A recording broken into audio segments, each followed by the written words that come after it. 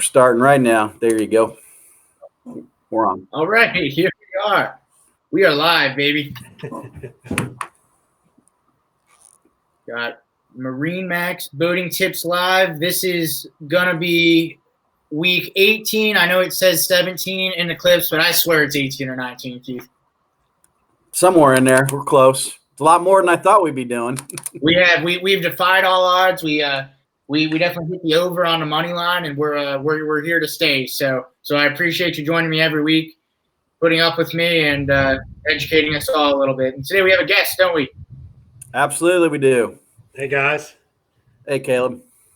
Got Caleb Peebler here, general manager up in the Panhandle of Florida, up in Panama City Beach, and thanks for having me. Absolutely. Thanks for joining us. It's just a major lightning. Hopefully, we don't have a power outage in Panama City, or I'll be commenting in via cell phone. You got a lot on your plate up there right now. We're hopefully not going to get interrupted by these storms too bad, but hoping the rest of these Gulf Shores location and Pensacola and or even out to Texas are just fine. Hopefully just a big storm. Right. Yeah. We're going to let a few other people join in here, but today we are going to be covering anything and everything. Drop your questions in the comments about the boat buying process, getting into your boat, whether you're a first-time boat owner, first-time boat shopper, or this is your 10th or 12th boat from Marine Max. And I think that it's going to be really interesting getting some views from you because Keith and I being here on the Gulf Coast down here in St. Pete and in Clearwater, you guys have, I don't want to say a different boating community up there, but it's definitely a little bit more diverse. It is a diverse community up here, and it is a different boating community than I would say on the East Coast and West Coast of South Florida or even Central Florida. North Florida has a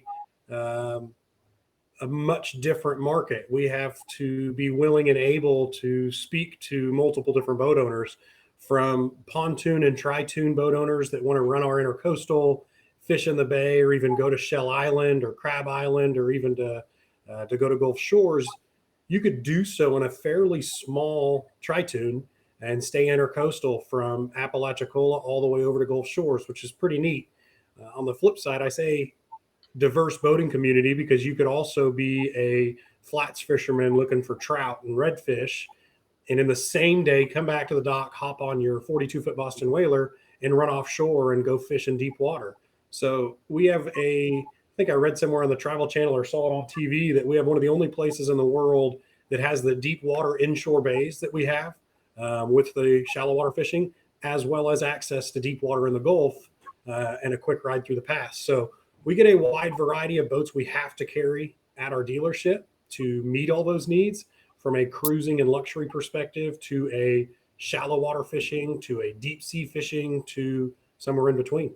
It's interesting, and you got to be on your game as a consultant to know those brands and styles and what's necessary and what works well. Yeah, you guys do carry quite a few brands up there, don't you? Little more than your average Marine Max. Talk about diverse, huh? Yes, indeed. We're blessed with a lot of the greats. We were blessed with Boston Whaler, Grady White, and Sea Ray that have all three been around for over 60 years. We do really, really well on the fishing spectrum with Grady White and Boston Whaler. The Panhandle has been the #1 Grady White dealer in the world for several years now. And we go hand in hand with that and Boston Whaler from a price point perspective and an opportunity to have a different mix of boats in the mess. We've got Nautic Star as well. We've been carrying Nautic Star for just a few years and had a lot of good response and a lot of activity, a lot of volume movement. The Gulf Coast community, at least in our area, is extremely confident in the Yamaha power. Most of the other brands we carry are Mercury powered, and the Nautic Star power has been a big hit up here. There's a lot of confidence in Yamaha, and for the right reasons. It's a very proven and tried and true outboard. But we've got on top of Sea Ray, Grady White, Boston Whaler, and Nautic Star, we also carry Harris Tri-Toons. So we've got a wide mix, and we've got to have a mess of each brand, a spread of each of the models, from the smaller stuff up to the larger loaded up options across all 5 brands. So Yeah. We're fortunate enough here in Clearwater, and Nick there in St. Pete, we just picked up Nautic Star. So great. For those customers of ours that are looking for that type, boat and the Yamaha power and all that stuff on the, the West Coast, the Sun Coast of Florida here, word's not really out yet, but we're trying to get it out. But I'm really impressed with what I've seen so far with the boats, the Nautic Stars that I have delivered. It's a wonderful, it's been a wonderful addition for us, and it's brought a lot of opportunity with new customers that have shopped our stores and have maybe not been ready to make that jump to Boston Whaler or Grady White. And it's been an awesome opportunity because they carry shallow water bay boats, they carry the hybrids, they carry the deck boats that are a fine Yamaha power mix in the dual consoles compared to, say, our SPX lineup, as well as the big offshore boats. I mean, from 18 feet all the way up to 32 feet, they've got a lot to offer and a lot of variations. As a tangent here, we've got a couple questions popping through on the public chat over there to the right. I don't know if one of you guys want to hop off and take that, or if you want me to run with it. Let's see. Well, I guess we'll go in chronological order. I don't know who's going to be the better guy for this. Well, first of all, Alvaro, greetings from Panama. Thanks for joining us. We're glad to have you here. We've got Quint. How do you suggest we find a good place to dock our boat? So what do you guys think on that? I think there's layers to that question. I think a wonderful place to dock your boat is somewhere that's convenient, somewhere you're comfortable with, somewhere that is that makes sense for you and your family and the type of boating you do. I mean, you can do a lot of things. At least in Panama City Beach or the Panhandle, we're going to have customers that are going to store it on their trailer at their house. Maybe your house situation or living situation or HOA don't allow that. If you're in a water situation, obviously the perfect world would be on a lift behind the house because you're on and you're gone. Based on how you ask the question and how do you find a good place to dock the boat, I'm going to assume you're looking for a marina. But finding a marina that is possibly your MarineMax that's going to help service the boat would be my personal priority, just because it's easy to get in and out. It's easy to get work done. It's easy to access that service writer, technician, or salesman that needs to take a look at something if you're having trouble with something or just need regular maintenance. Depending on your situation, getting into a dry stack or an in-water marina or a lift-type marina with outside racks would be premier. But doing research, talking to the folks that you got your boat from to understand what's available in the area, what services do they offer between restaurants, pools, 24-hour fuel, what's their transient storage slips, what is it like when they keep the boat in the water overnight? If I want to get my boat in Friday morning and come back Sunday, spend some time getting to know that marina and storage facility so you understand if it's going to work out for you and your family, because access to parking as well as just access to good dock space is going to mean a lot and make you enjoy the boat more often versus the cheapest one. The cheapest one isn't necessarily a good service and may end up being more expensive because of what services are included or not provided. So long answer to a very short question. There's a lot of layers to where you store your boat, and it's about convenience. It's about comfort. It's about getting it serviced, and it's liking the staff that you work with and what they have to offer. I know those slips are worth their weight in gold, especially going into the summertime. Like, Keith, what have you found around here in this area trying to find a slip last minute, in May? It's tough, isn't it, sometimes? It's tough. I mean, there's even some people I know that, kind of sublet or, if they don't have a boat on their lift in the back of their house, they put their buddy's boat back there and stuff like that. Some of these busy weekends where it's hard to get in a boat ramp, like you got to get it in maybe the day before and stow it somewhere. But like Caleb was saying, it's all about the convenience. And if you've got the ability to keep it at a MarineMax facility, we've got the MarineMax app. So like you were saying, say you go out on a Friday and you don't get back till late Sunday, you can go home, get on that app and request that somebody wash the boat for you or flush your engines out, take fuel on, during the week so you're ready to go again the next weekend. Good stuff. Another question from Judy there, Nick. I'll interrupt you and chime in. So yeah. Judy, hey, Caleb, don't you have a 16 Sport? I have a 16 and a 13. So the 16 was actually cheating. We had a used 16 demo that I greatly enjoyed with our family. We actually have a 40th anniversary Boston Whaler 13 Sport with the mahogany and blue tub interior. To chime in for Judy that's watching here, asking about moving from Tampa to Tennessee, that is a wonderful vote for that opportunity. And there's a reason that the Boston Whalers have a cult following and 60-year legacy. The raw passion that comes from running a boat like a 13 or a 16 sport, where you can literally dip your hand in the water and the kids ride up on the bow and go and trot around and go to the restaurants and enjoy the boat in the evening and watch the sunset or the sun come up or do a little bit of fishing is 100% what that boat was designed for. The super sport's going to be more of a tender and cruising boat.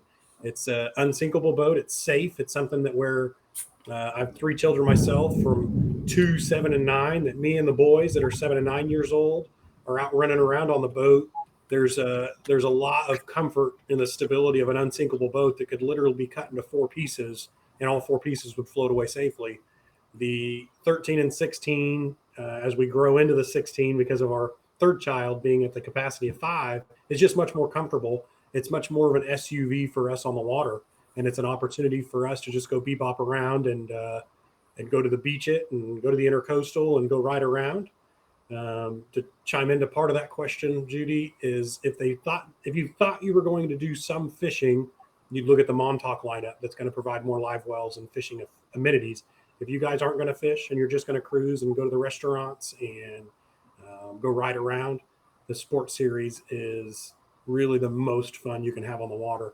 Having access to the big boats and the offshore boats, I find myself enjoying the 13 more than really anything we've got to offer. And it's so utility, but it is just so much fun and it's so easy. Let's talk about the process a little bit. So I know in this area, you find the right boat, you make your purchase. That end product is that right there. That guy's smiling at the dock on delivery day, and he's got a go boating kit all displayed, and it's the best day of your life. But it takes a little bit to get there. So as far as the process goes of, man, what kind of boat am I going to be looking for? How does it even work? I don't think to a new boat buyer, they always realize exactly how much is out there. And sometimes you'll go to a boat show and it's like, one thing that I always get, it's like, Nick, man, I did not even know. And it's a little overwhelming sometimes because there's so much out there. So start to finish, Caleb, what does the process look like when shopping for a boat right off the get-go as far as finding a right boat for what you're going to be doing? It's a wonderful question. You're teeing me up, but you're going to put me on the spot. The process is very lengthy. It's not something to be taken lightly. A good consultant and a good dealership and a good salesman are going to spend a lot of time getting to know you as a boater and your family and what you guys are trying to do. As a boat buyer or a potential boat buyer or somebody that's shopping for a sport or something similar, or even a boat in general, that process is to watch the MarineMax YouTube walkthroughs, to watch the BoatTest.com walkthroughs, to go to the dealership and physically touch those boats and get a relationship with somebody that's going to be educational and really a consultant, somebody that's going to consult you on why you guys are doing what you're doing and why you would want a dual console instead of a center console, or why you would want a deck boat or an outboard powered boat or even a stern drive boat. And the process up front, it's got to be heavily educational and very taking a lot of experience into watching the walkthrough videos like our YouTube channel has to offer. There's a mess of them online. I mean, thousands. Kelly could probably tell us how many, but several videos get uploaded every single day. So to get a feel for that boat, to see what you like, to see what that style would fit for what type of boating you're going to do is key. That's number one. To get in with a MarineMax location that's going to be close to you, that can take good care of you, to get an idea of what size and budget and style works is going to be key.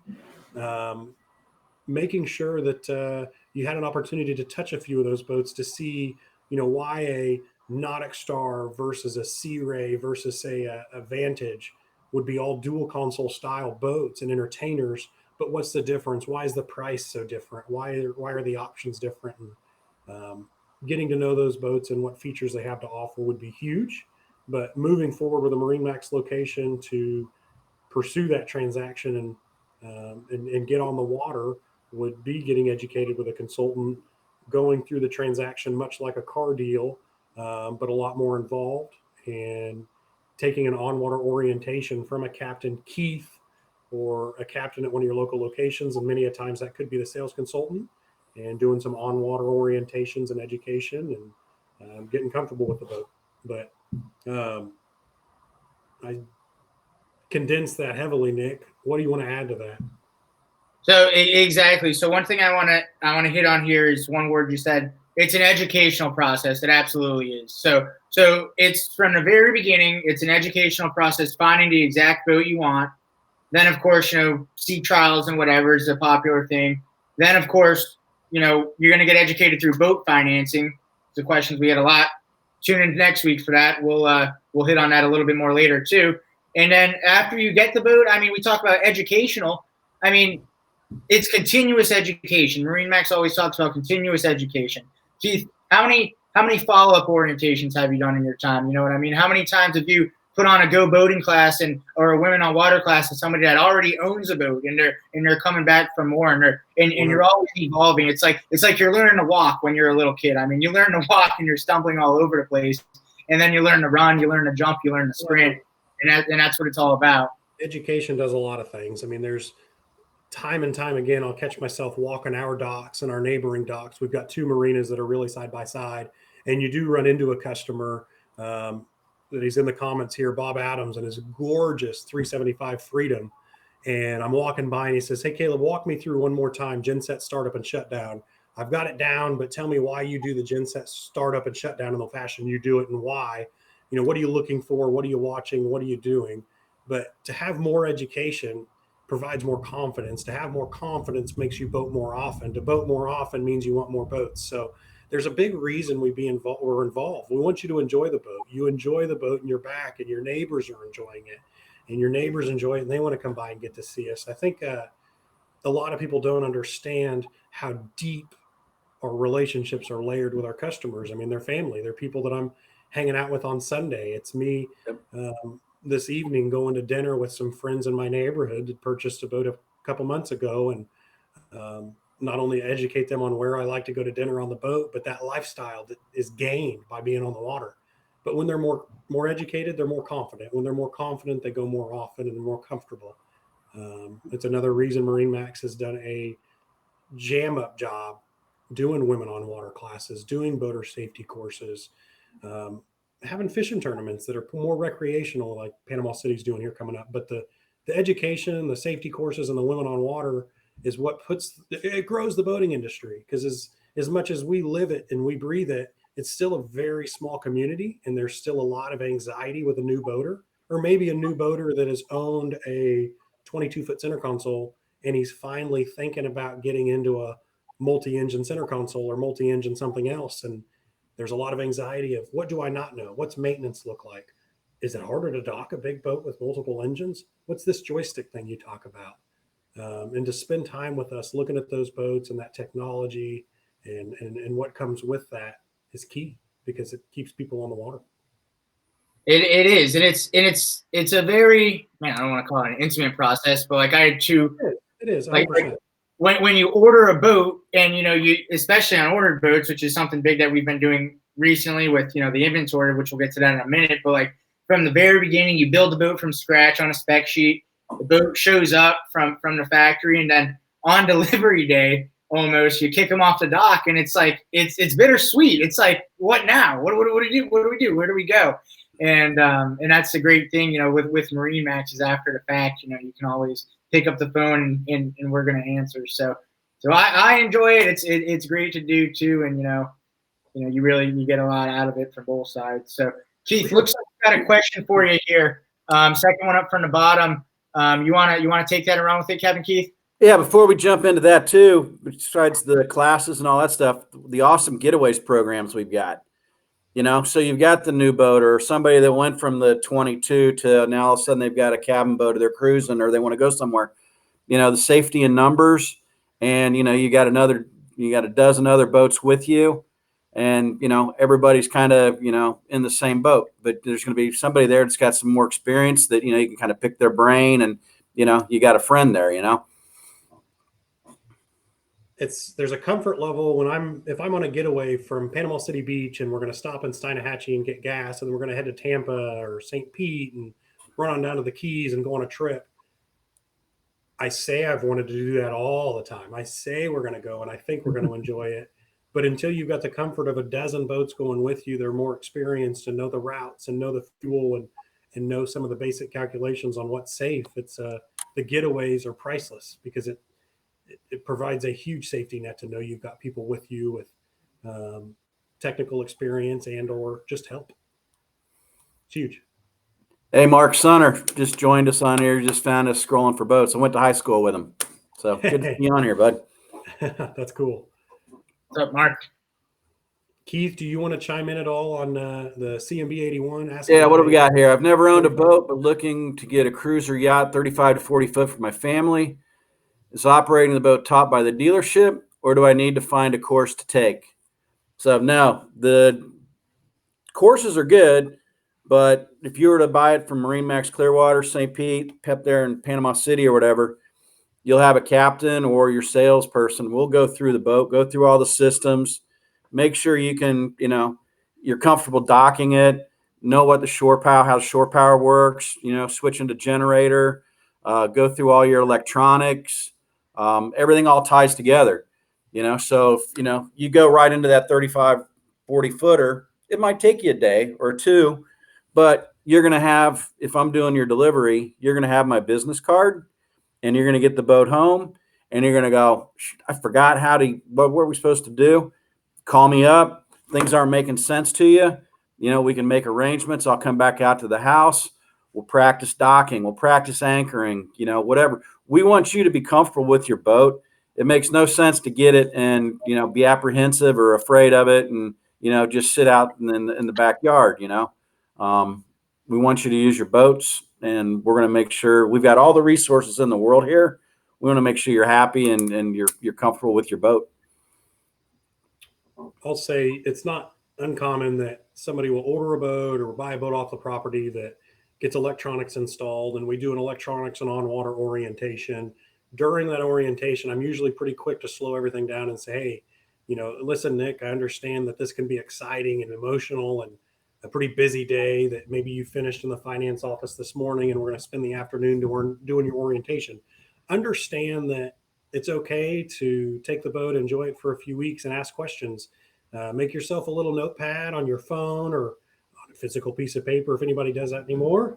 And take notes and say, hey, I remember that when we were on the boat sitting at the dock, you showed me how to mark a waypoint and build an auto route, and I just can't figure it out. Or I've been using the boat for 2 or 3 weeks and man, I really screwed something up with my sonar. I can't read anything. I don't know what I'm looking at. It's not untypical that we will come back around and do another electronics orientation or boat orientation because the first day or two is like taking a drink out of a fire hose and be overwhelming. Go use the boat, enjoy the boat after the basic fundamentals are gone through, and then we'll come back and do it again after that list of questions has popped up on marking spots or basic boat operation or joystick questions, etc. Yep. I like it. Mark's got a good question for you, Keith. Depends if you're in a whaler. Jump overboard and stick your finger in the hole and ask somebody to hand you the drain plug, I guess. Has that ever happened to you guys? If you're in a 16 sport, never. Indefinitely. It doesn't happen. Just keep it going forward. Don't stop. Like John boats when we all had kids, when we were kids, right? They all leaked like a sieve. It's great. You can throw the cast net, shake the white bait out. They just be swimming around your feet and all that. Scoop them up, throw them in the well, take off with the tiller, pull the plug, let it all suck out the back and screw it back in until you had to do it again. That's awesome. Yeah. That's awesome. So Caleb, so you're a general manager up there in the Panhandle, but you're also a man that wears a bunch of hats. Whether you're a general manager, a broker, a delivery captain, you name it. So where did you get your start in boats? So I definitely didn't get my start in boat as a young man. I grew up in Central Illinois, a town called Catlin, Illinois, and in the Midwest we had a plethora of soybeans and sweet corn. Or even just farm corn. But I started as an automotive technician, and through high school and college had a knack for the way things work and the way things, the way gears come together, and just having an interest in how to break things down and work on items.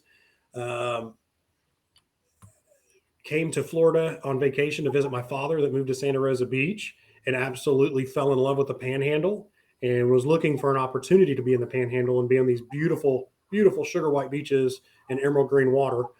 For those that aren't familiar with Destin and Panama City Beach, Google it. We've got some of the prettiest Caribbean water sucked up here in the old Paradise Coast. So to get down here was a neat opportunity. I leveraged a technical background as an automotive technician to get into a service department at a local smaller marina, and worked there in the service department as a service writer.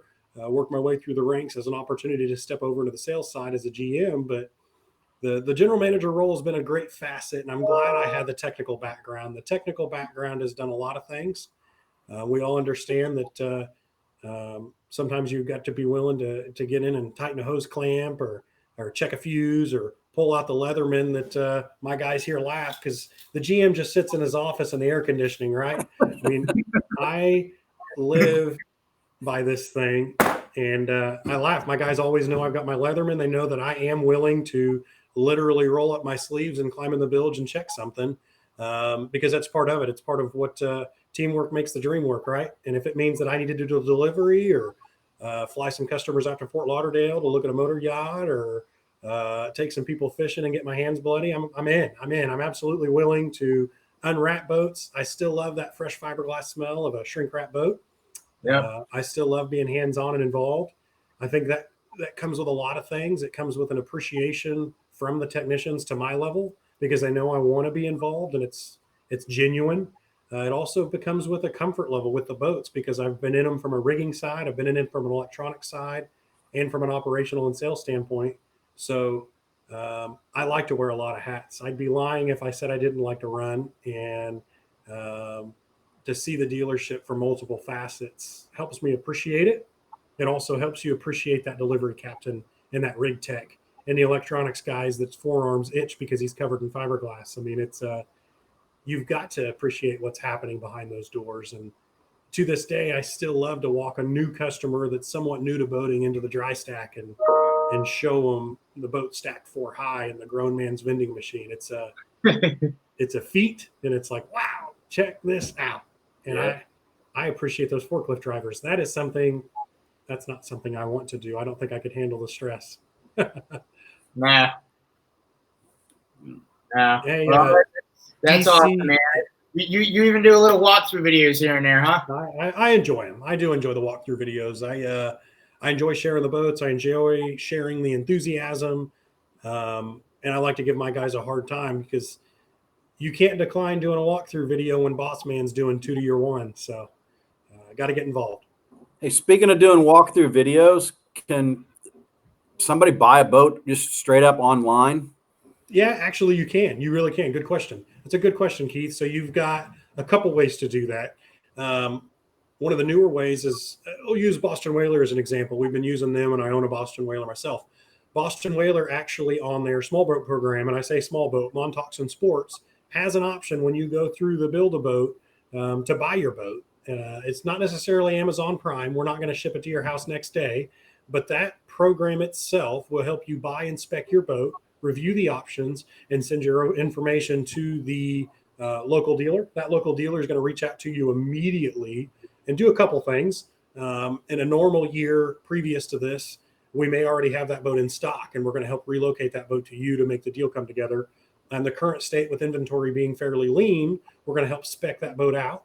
We probably will make some tips and say, hey, I noticed that you selected X, X, and X, but I think it's a little odd you picked that option with that option. Can we talk about it? And you may be correct, but it gives us a opportunity to do some consulting and education.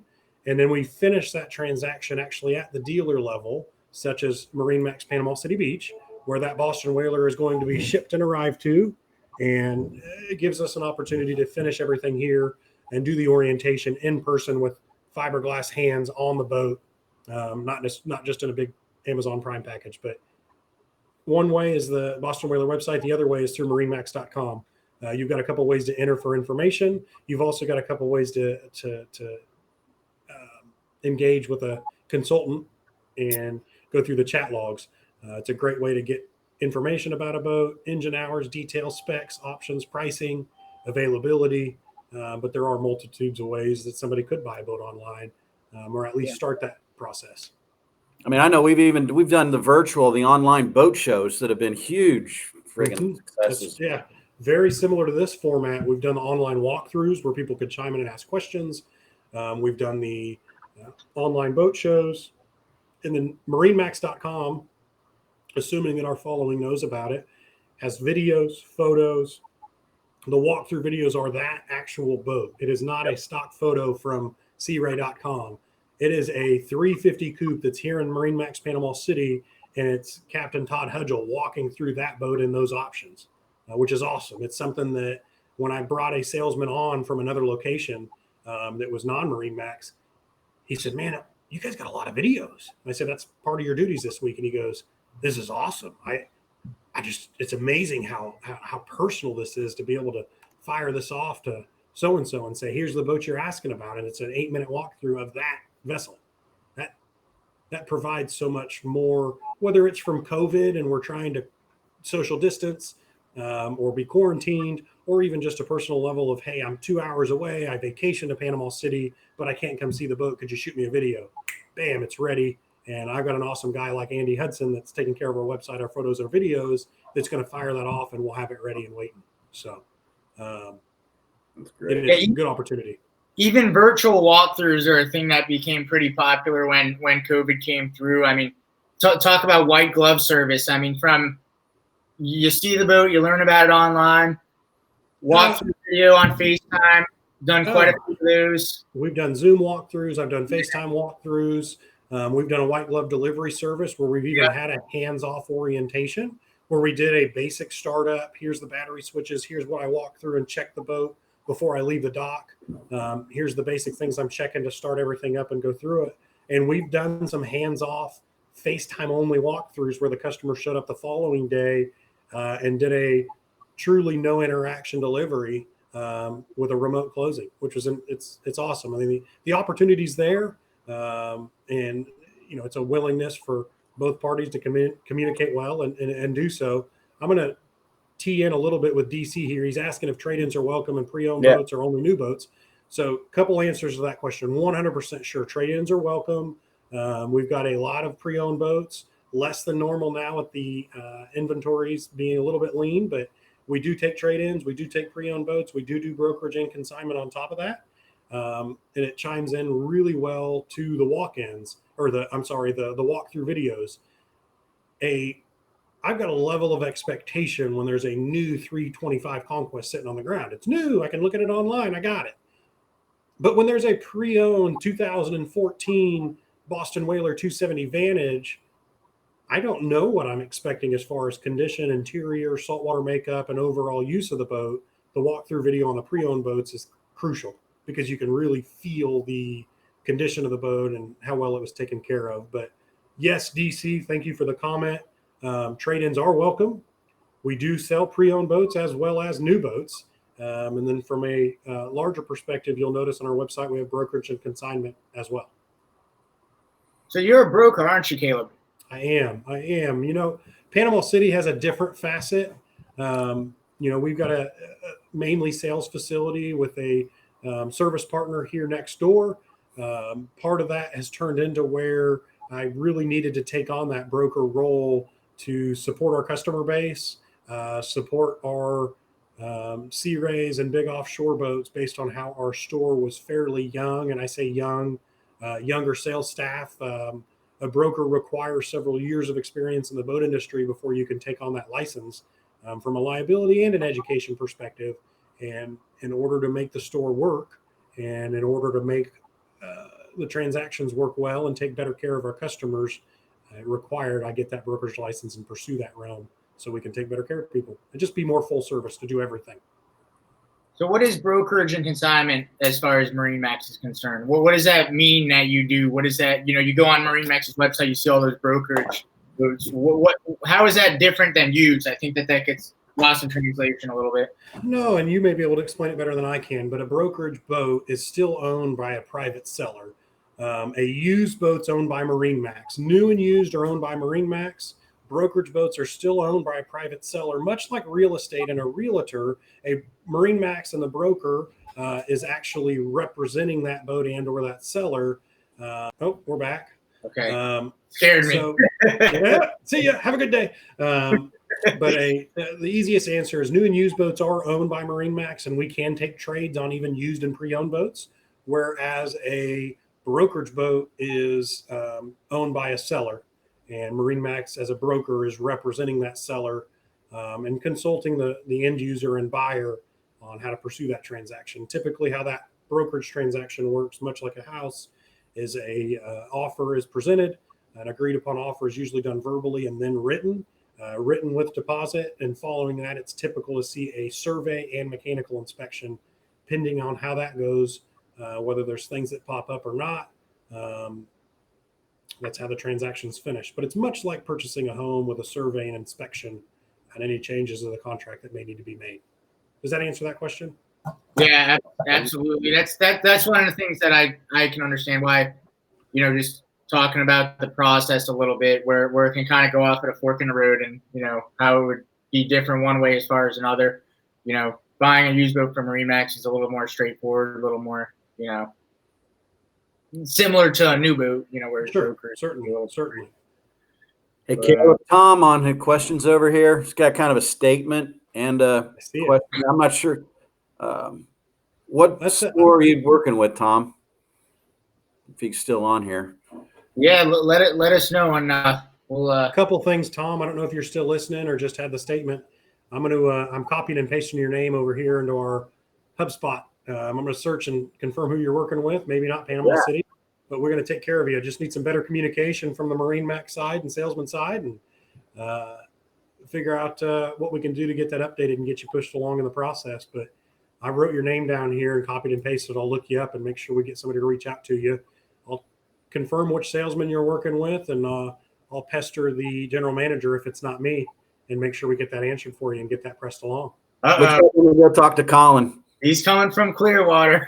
Awesome. All right, we got Lydia. A question as old as time itself: dual console or single or center console? I've got the answer. Both. You got to get both. So, Nick, you want to run with that, or am I running with that? Yeah. So, one of the questions that I get a lot when first time in a showroom. Hey, we're in the very early stages of looking for a boat, and we don't really know what we're looking for. We're trying to narrow it down. First question I'll ask is, all right, what type of boating do you see yourself doing? What does your perfect day on the water look like? If you're going to gravitate a little bit more towards 50% or more fishing, generally speaking, I'm going to gravitate more towards center consoles. If you're going to be doing a little bit more cruising, family boating, pleasure boating, and stuff like that, that's when a dual console comes in. You might have a little bit of bow seating. You might have a little bit more protection from the wind. And, of course, it's going to be very situational, too. I mean, there's plenty of center console Boston whalers out there that can do a little bit of everything. And not to say you can't throw a rod and fish off of a dual console boat. However, that's usually where I'll kind of narrow things down and make my way about the search. What about you guys? You nailed it. I mean, it's back to, we'll do the key word for today's episode is education. Educating on what you're going to use the boat for and how you're going to best enjoy it. A single console, center console is going to be much more accommodating for fishing because you're walking around that center helm and you're not banging rods on the outside hardtop stanchions. Whereas a dual console, traditionally with a big hardtop on it, is going to provide more coverage, probably more seating, probably more comfort, but maybe be a little bit more awkward to fish. Both are going to do well on both fronts. And it's why we've seen that center console outboard market skyrocket in the last 10 years. A lot of people have learned that, man, I don't have to just have a cabin boat with generator and AC. That center console is a wonderful blue water boat, and it's great offshore, but I can still enjoy the boat and go to dinner on the boat, and we can still enjoy and eat and have cocktails. But the center console market and dual console in general has skyrocketed because of the multi-purpose use. Looks like we got a follow-up question from Lydia there. Yeah. Other question is, I want to boat, but I want a pretty big one, but not the most expensive. Which brand should I lean towards? I'm going to dance around that question a little bit because we want to make sure we spend more time than just saying, big boats are relative term and so is expensive, to spend some time reviewing the boats. If there's an opportunity to get into a store to see a few of them in a showroom or in person or on the lot and get a feel for what fits your family, what fits from an accommodation standpoint and a comfort perspective. And that may help narrow that question down quite a bit. I mean, for certain situations, a 22 footer is a big boat and it's not going to fit in your garage. On the other hand, you may be asking for air conditioning. So a lot of very open-ended, would want to really spend some time looking at those opportunities and know that you're going to be comfortable with the boat on where it's going to be stored and how it's going to be operated and what features are most important. Yeah, it's all relative, isn't it? I mean, the guy on a 40-foot boat looks at the 50-footer and says, "I want a big boat someday." And then you've got a mix of it where I've bounced between 33-foot Grady Whites that have tourney fished and been offshore and love it and enjoy it, to where I go back to the small whaler and go, I forgot this is why I love boating. It's so easy and comfortable and quick on and off a trailer, where the 33 was an animal that I'd spend 2 hours cleaning and polishing after a long day. So there's so many facets of how you could enjoy boating and enjoy what you're trying to do. So I don't know, lots of layers to that question, I should say. And I would tell you to spend that time in making sure you've got a boat that you're happy with, that meets a lot of those, that checks a lot of those needs. Yes, Stacy brings up a good point over there. Ride quality is a huge deal. It's worth the extra money and worth the sea trial. I agree with that. Stacy, great to see you. Congratulations on your new Grady White 236 Fisherman. Stacy is somebody that has rode the wave in Panama City. We worked with Stacy for quite some time, and it was an opportunity to ride two competing brands, both of which we happen to carry, and ended up jumping up to the 236 Fisherman and went with a Grady White 236 Fisherman over a Nautic Star 2602 Legacy due to build quality and ride quality. And it was, thanks for joining us, Stacy. Great to see you. I hope everything's going great. It's awesome. So I'm going to try to stump you here, Caleb, and correct me if I'm misinformed. So you brought it up before about, you guys, when you think Florida and you think crystal clear water, white sand beaches, you're thinking the Keys, you're thinking Isla Mirada. However, I think that the Panhandle is going to give it a run for its money. So I heard, and you can put me on blast here on, I'm going to call it national television because that's what I feel like when I'm on. We've got over 4 million viewers for those watching the countdown there. We do. Why is the water so clear and why is the sand so white up there in the Destin area? It's all imported. We're actually all indoors. Just kidding. So 2 answers to that question. The sand is, or I'm sorry, that they go one and the same. I actually don't know why the sand is so powdery clean. It really stretches from Pensacola to about Port St. Joe. If you go much further either direction, we start to get the more gravelly seashell sand that's darker and more broken up seashells. The powder white beaches are literally that. It literally looks like that we've got a large group of Oompa Loompas that get up in the morning before everybody else and clean the beaches. We do take care of our place, and I think that the Gulf Coast, at least in the Panhandle, has a lot of passion for our area, and we're proud of it. And we don't litter. The streets are clean and the beaches are clean.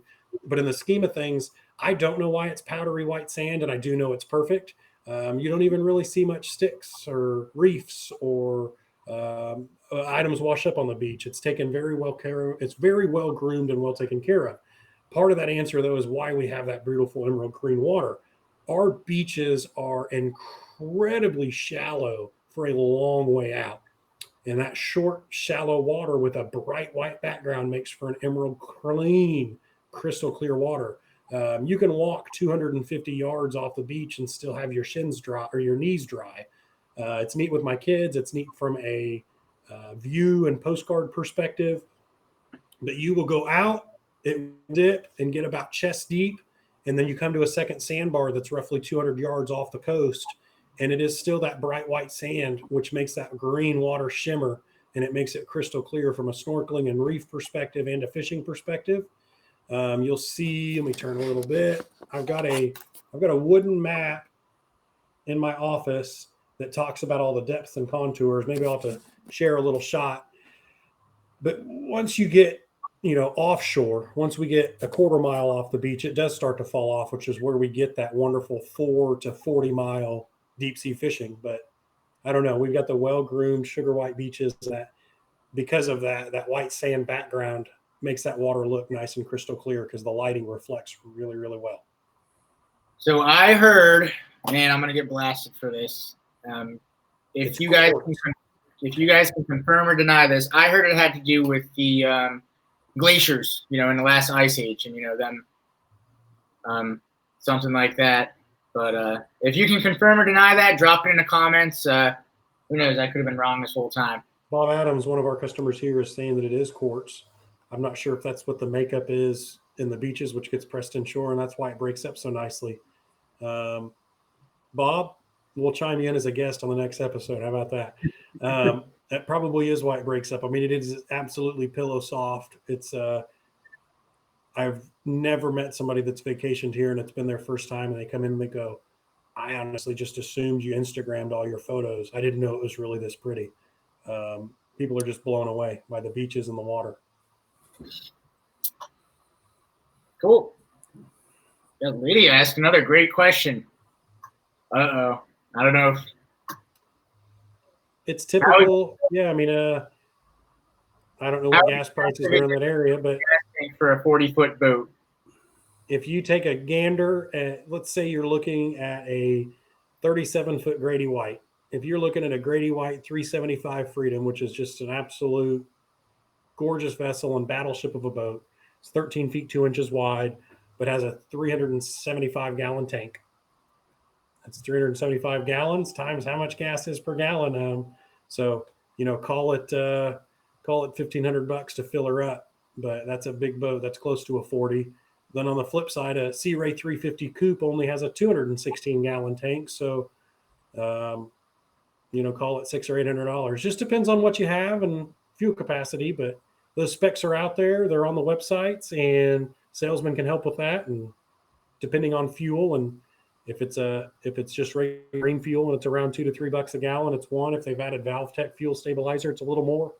But how much does it cost for you to run your sport around all day? I can run for about 3 weeks on the coins I found in the couch cushions. It gets about 9 miles to the gallon, it gets a lot more than that. I think it's got 90 miles of range on a 6-gallon tank, something ridiculous, way too much. It's awesome. It's nothing to run the little boat around.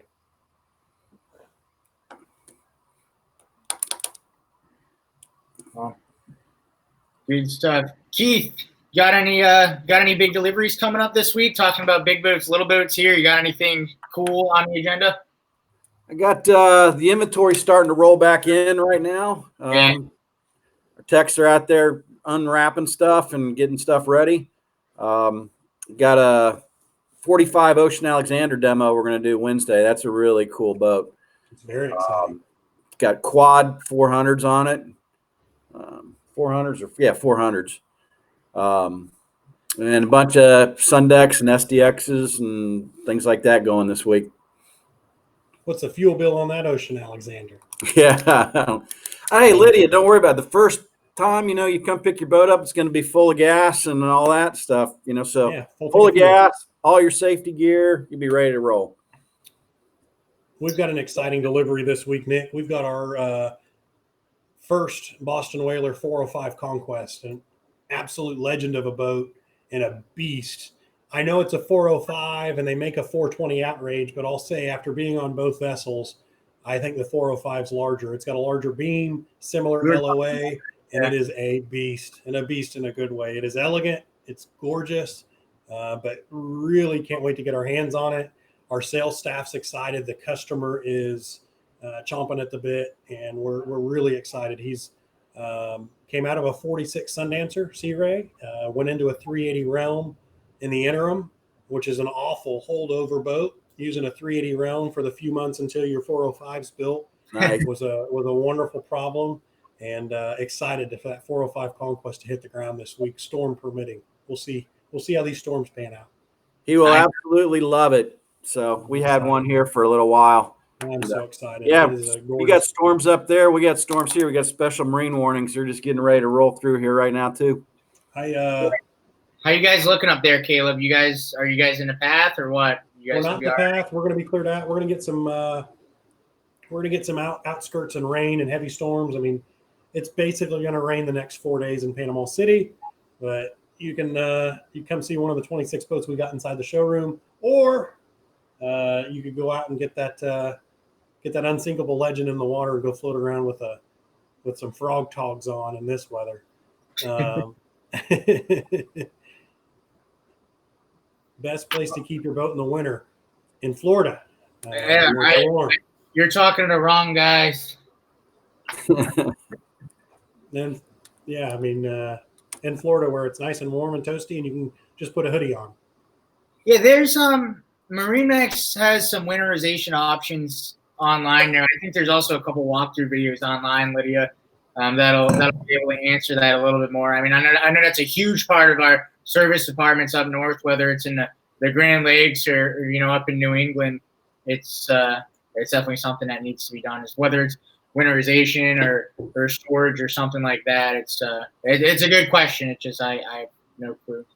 So depending on where you're at, Lydia, winterization is to protect that boat. That if you've got water in the freshwater tanks, or if it's a stern drive boat where water stays inside the risers and manifolds to cool the exhaust, you do have to get that water out by a technician or somebody comfortable winterizing the vessel. Or if the water freezes, the displacement changes and you could damage something. So you do want the boat, if you've got an opportunity to keep it inside somewhere, if you've got freezing temps, do so, whether that be a dry stack or at your home. But a technician or a dealership could help walk you through what you need to do in your area for winterization. So you come into MarineMax, you don't know what you're looking for, you meet up with your sales guy, he puts you on the right boat. That's the beginning.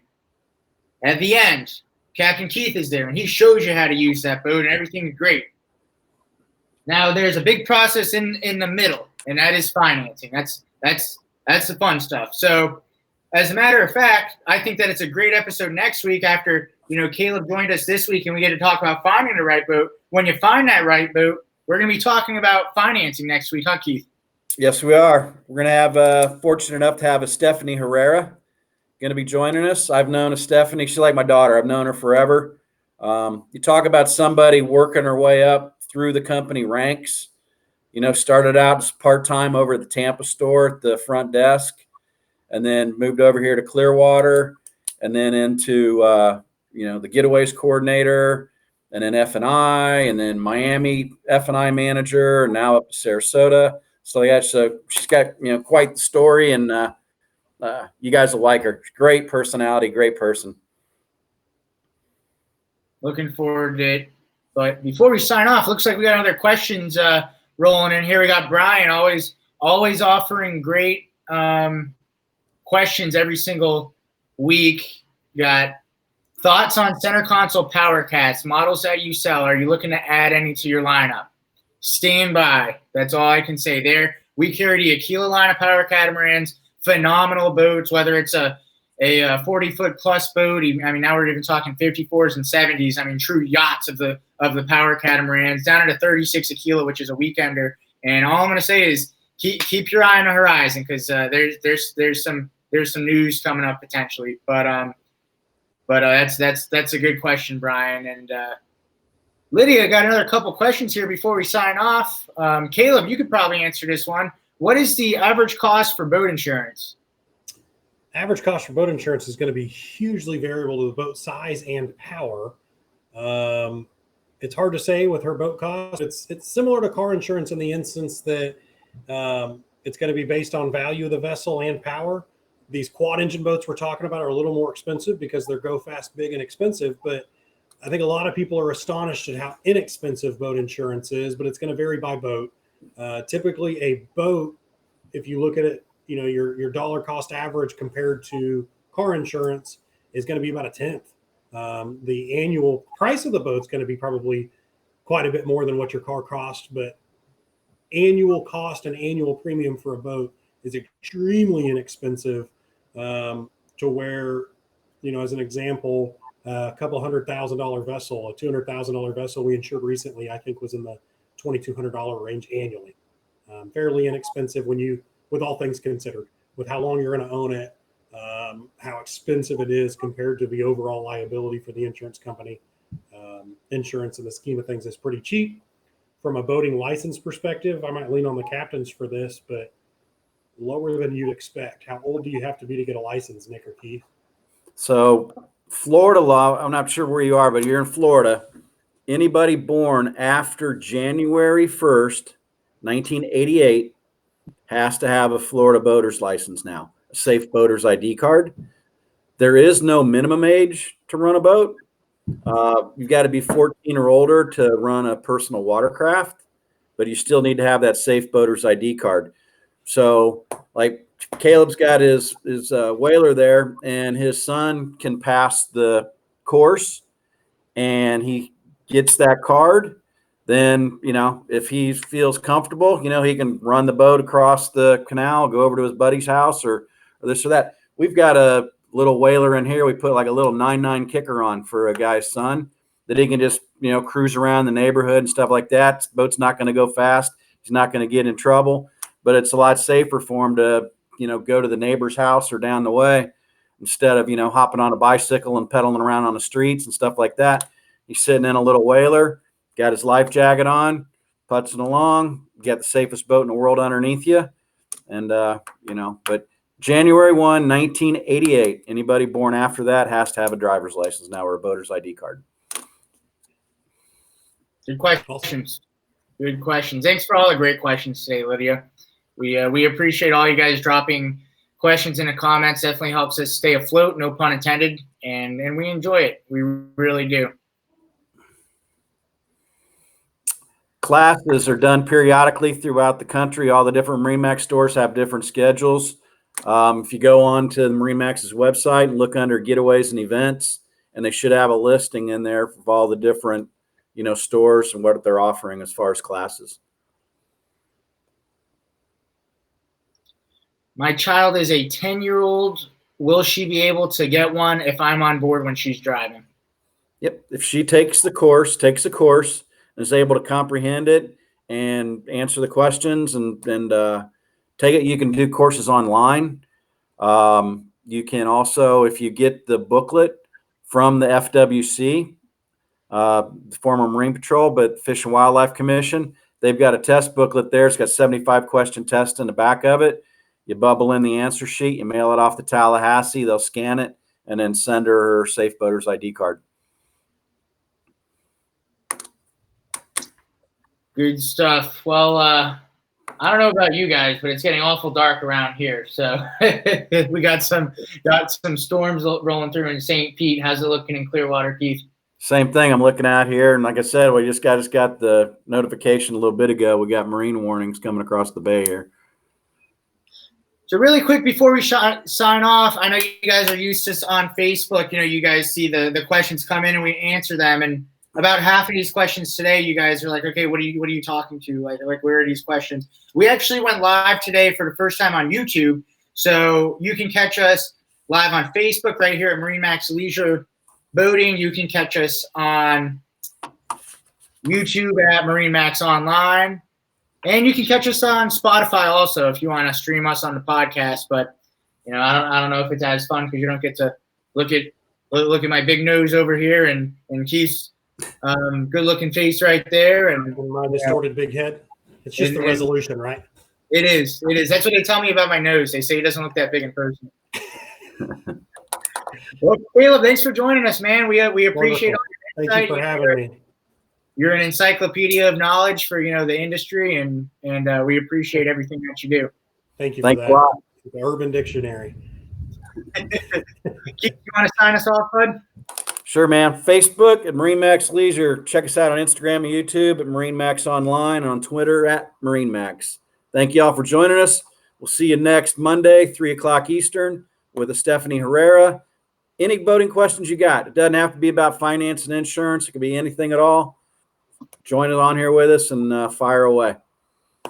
Thanks, guys. Bye, everybody.